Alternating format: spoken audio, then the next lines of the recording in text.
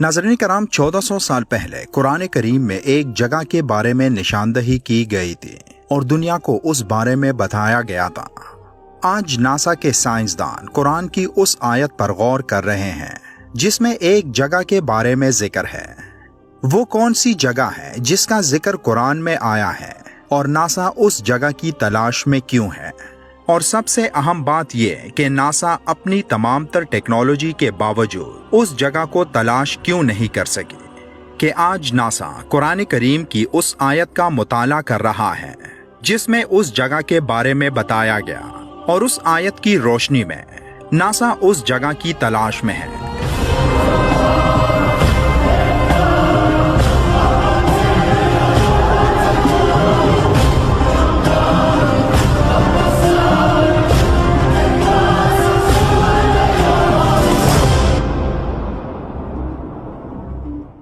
नाज़रीन कराम, एक रोज एक इलाके से दुनिया के बेहतरीन इंसानों का एक लश्कर गुजरा जिसकी क़यादत कायनात के सबसे बेहतरीन इंसान कर रहे थे। वो लश्कर एक तवील मुसाफत तय करके आ रहा था। अहले लश्कर ने उस खित्ते में कुछ खंडरात देखे तो वहाँ कुछ देर रुककर आराम करने और खाने पीने का इरादा किया। वहीं एक कुआं भी मौजूद था। अहले लश्कर ने कुएं से पानी लिया, वहाँ कुछ खुश्क लकड़ियां इकट्ठी की और उनको जलाकर रोटी और सालन तैयार करने लगे।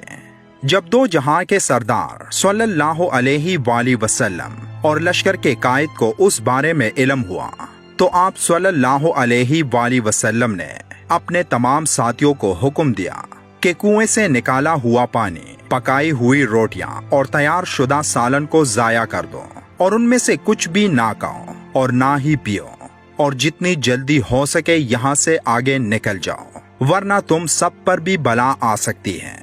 यहाँ पर एक कौम को अजाब दिया गया था और यहाँ की किसी चीज को मत इस्तेमाल करना।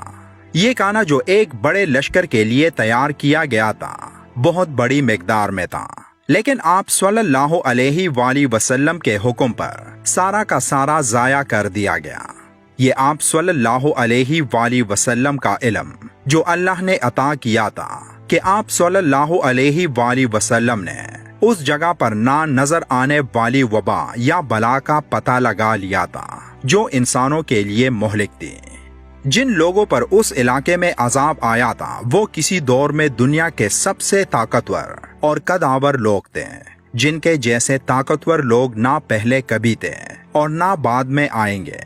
लेकिन उन सब पर ऐसी बला नाजिल हुए जिसने उन सब को उनकी ताकत समेत रेजा रेजा कर दिया। वो लोग कौम आद से थे जिनका जिक्र कुरान करीम में आया है और ये दुनिया की वो पहली कौम थी जिन्होंने तूफानी नूह के बाद शिर्क और बुतों की इबादत शुरू की थी। ये शहर तूफानी नूह के काफी बाद बसा और जबरदस्त तरक्की कर गया। वो लोग साइंसी तरक्की और टेक्नोलॉजी के लिहाज से तरक्कियों की मेराज पर थे। वो लोग पहाड़ों को इस खूबसूरत तरीके से तराश कर मजबूत तरीन महल्लात और तामीरात किया करते थे कि आज की साइंस उनकी अक्ल दानिश पर अश अश कर उठे। वो लोग इस कदर ज़हीन और माहिरीन तामीरात थे कि अल्लाह के मुकाबले में नऊजुबिल्लाह जन्नत बना दिया करते थे। वो इंतहाई ताकतवर, कदावर और जीनियस थे। अपनी उन्हीं खसूसियात की वजह से वो उस दौर की सुपर पावर कहलाते थे। उस वक्त लोग तूफानी नूह को भूलकर दोबारा शिर्क और बुत परस्ती की तरफ राग़िब हो गए। लेकिन जब उस कौम ने शिर्क और बुत परस्ती तर्क ना की तो अल्लाह ने अजाब नाजिल करके उन्हें तबाह कर दिया। अजाब की इब्तिदा इस तरह हुई कि एक बादल आता हुआ दिखाई दिया। लोग कहने लगे कि ये तो बादल है, हम पर बारिश होगी। लेकिन फिर सख्त आंधी चलनी शुरू हो गई और मुसलसल 7 रातें और 8 दिन तक चलती रही, जिनकी रफ्तार इतनी ज्यादा थी कि घोड़ों, माल मवेशियों को एक जगह से दूसरी जगह दे मारती थी।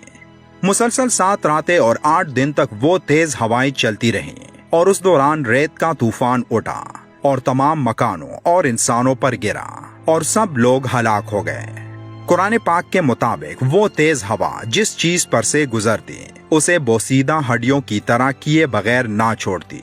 कुरान करीम में उस हवा के लिए लफ्ज रीहुल अकीम इस्तेमाल किया गया है, जिसमें रीह का मतलब हवा और अकीम बांझ औरत, मर्द या जमीन को कहा जाता है। उलमाए कराम इस लफ्ज यानी बांझ हवा के मानी अरसे दराज तक तलाश करते रहे, लेकिन ऐसी बांझ हवा के बारे में ना जान सके जो इतनी हलाकत खेज थी कि जिस्म से गोश्त पिघलाकर हड्डियों को बोसीदा कर दें और उस जगह पर मौजूद हर चीज को ऐसा बांझ कर दें कि वहां हजारों साल बाद भी कोई चीज कुछ ना पैदा कर सके। नाज़रीन कराम, मौजूदा दौर में जब एटमी तजुर्बात और उनकी ताबकारी के बारे जानने के बाद ख्याल उस तरफ जाता है और कुरान पाक की उन आयात के मफहूम वाज़े होने लगे, यानी एक ऐसा बादल जो निहायत बर्क रफ्तारी से बढ़ता है और फिर आनन फानन तबाही मचा देता है और किसी को संभलने का मौका ही नहीं देता।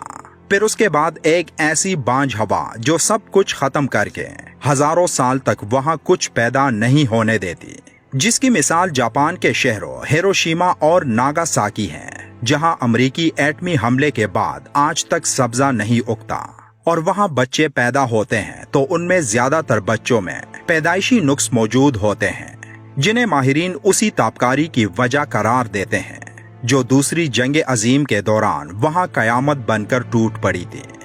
ऐसा ही हाल कौम आद का भी था, जिनके बारे में कुरान करीम की सूरह अल फजर की आयत 7 और 8 में अल्लाह का इरशाद है कि जो इरम कहलाते थे इतने दराज कद के तमाम मुल्क में ऐसे पैदा नहीं हुए थे।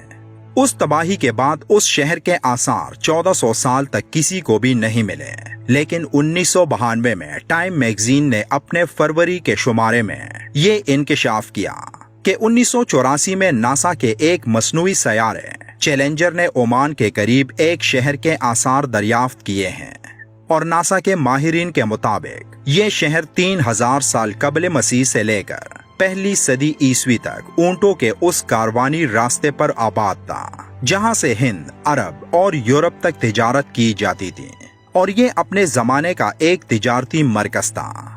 और उनका मानना है कि ये शहर एक अजीम तूफान से तबाह हुआ जिसने वहां मौजूद हर चीज को रेजा रेजा कर दिया था और वहां बसने वाले इंसानों के जिस्मों से गोश्त पिघलने के आसार भी मिले हैं, जो कुरान की उस आयत की तस्दीक करता है जिसका जिक्र हम पहले कर चुके हैं। नासा के मसनूई सयारे से ली गई तस्वीर की मदद से ओमान के करीब तकरीबन 1900 फुट रेत के नीचे से जो पहली इमारत बरामद हुई, उसकी नुमाया चीज उसके तकरीबन 90 फुट तक बुलंद सतून थे, जो ये साबित कर रहा था कि ये शहर किसी जमाने में ऐसे लोगों का था जो कद में इंतहाई ऊंचे थे और जो अपने ऊंचे कद की वजह से पहाड़ों को तराश कर अपने लिए घर बनाते थे।